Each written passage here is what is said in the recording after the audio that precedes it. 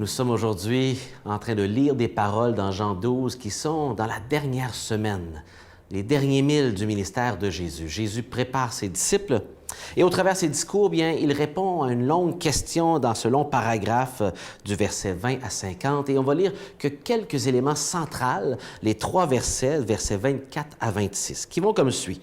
Donc, quelques jours avant la Pâque, Jésus parle à ses disciples et répond à une question qu'on leur a posée.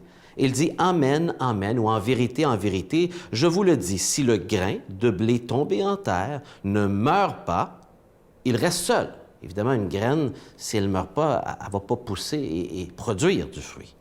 Mais s'il meurt, il donne beaucoup de fruits. Celui qui aime sa vie la perd. Celui qui s'en détache en ce monde la garde pour la vie éternelle.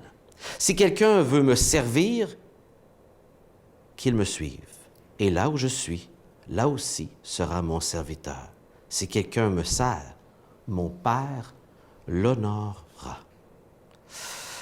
Ces quelques versets si courts nous donnent trois éléments à considérer ce matin. Premièrement, cette leçon que Jésus veut faire sortir, que ça doit passer par la mort pour que la vie puisse sortir. Et évidemment, il fait allusion par cette image agricole bien connue, une image agricole puissant, que si cette graine qui est sa vie, que Dieu a donnée, ne meurt pas, il ne pourra pas y avoir cette résurrection qui va venir sceller l'œuvre de Jésus, montrer que ce qu'il a dit était vrai. Sa résurrection, c'est le couronnement et son ascension, l'ultime preuve, par l'approbation du Père céleste qui le reprend à sa place bénie de Fils à côté de lui.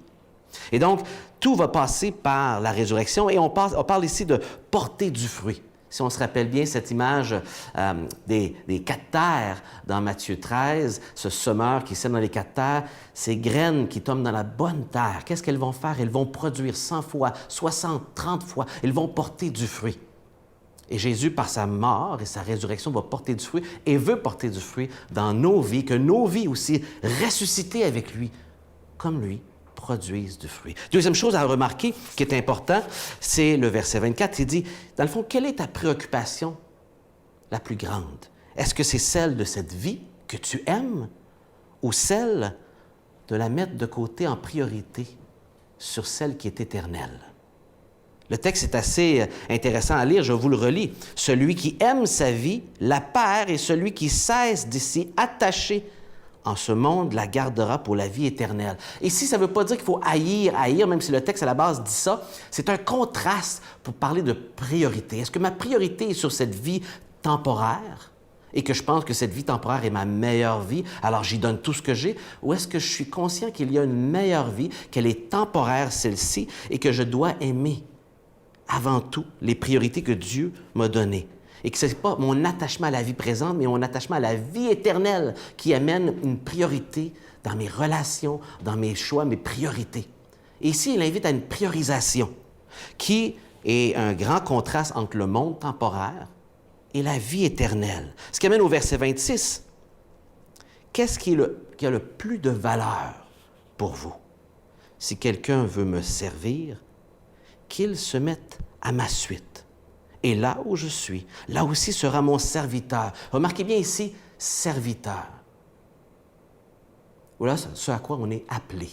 Servir. Et c'est le mot duquel on va avoir le mot diacre. Quelqu'un qui, par son service, brasse un peu de poussière. Il fait lever la poussière parce qu'il bouge au service du Maître. Et on dit de lui qu'il sera honoré par le Père. Voilà ce qui devrait motiver notre vie. Est-ce que je cherche l'honneur des êtres humains, qui sera que temporaire, qui ne donnera pas une satisfaction permanente, ou l'honneur, le service du Père céleste, pour avoir l'honneur du Père céleste, qui ici est promis. Parce qu'on dit ici, si quelqu'un me sert, le Père l'honorera.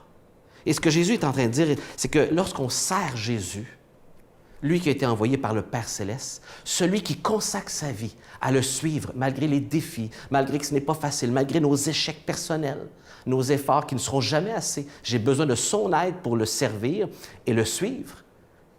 Celui qui fait cela ne passera pas inaperçu aux yeux du Père céleste, Créateur attentionné qu'il est, fier de son Fils qu'il a envoyé, lorsqu'on traite Jésus avec cet égard, qu'on croit en lui et qu'on veut le servir ainsi, on va être récompensé de la même manière que le Fils va être lorsqu'il revient à son Père céleste, accueilli, et qu'il dit « Bon et fidèle serviteur, Fils que tu as été ». Pourquoi ne pas consacrer votre vie aujourd'hui et dire « Seigneur, je veux mettre la priorité de ma vie pour être, que toi tu sois ma priorité dès aujourd'hui ».